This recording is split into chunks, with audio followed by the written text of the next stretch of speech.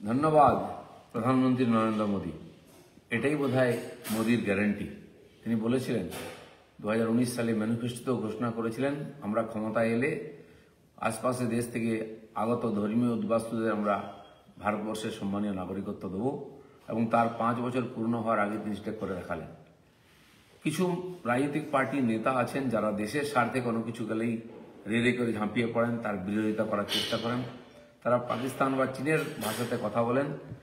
তারা এর আগে সিএ যখন পাশ হয়েছিল তাই করেছিলেন, আগুন জ্বালিয়েছিলেন, রাষ্ট্রীয় সম্পত্তি ধ্বংস করেছিলেন, ভয়ে দেখিয়েছিলেন, এমনকি মন্দির পর্যন্ত ভেঙে এটাকে আটকাবার চেষ্টা করেছিলেন, কিন্তু শেষ পর্যন্ত হয়নি।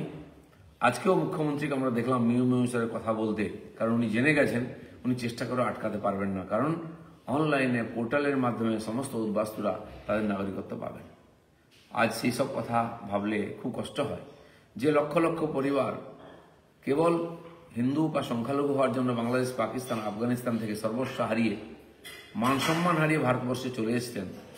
তারা এই দিনটার জন্য কয়েক প্রজন্ম অপেক্ষা করেছেন, কয়েক প্রজন্ম চলে গেছেন পৃথিবী ছেড়ে, কিন্তু নাগরিকত্ব পাননি।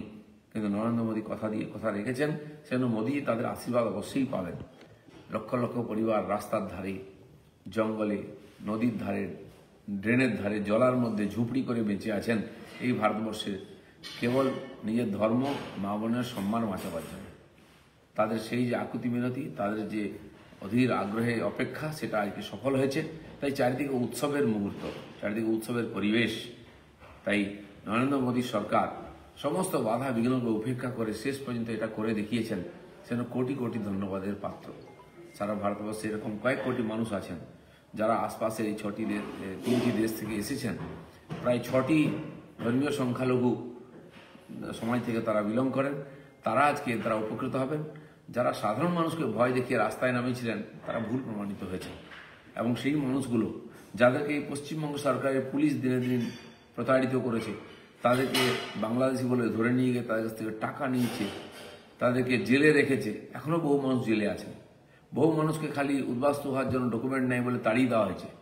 তারপরে এখানকার সরকার বা টিএমসি বলে এরা তো নাগরিক আছে, ভোট দিচ্ছে। তো ভোট যদি দিচ্ছে, কেন তোমাদের পুলিশ তাদের অত্যাচার করছে? আজ সেই সমস্ত কিছুর অবসান হয়ে গেল। আমার মনে হয় সবাই নিশ্চিন্তে ঘুমোতে পারবেন। উৎসব শুরু হবে, আমরা অপেক্ষায় আছি। শেষ উদ্বাস্তুটি পর্যন্ত যতক্ষণ না নাগরিকত্ব পাচ্ছেন, বিজেপি লড়াই করে যাবে। আমাদের প্রচেষ্টা থাকবে, আমরা প্রয়াসরত থাকবো। ধন্যবাদ। ভারত মাতা কি জয়।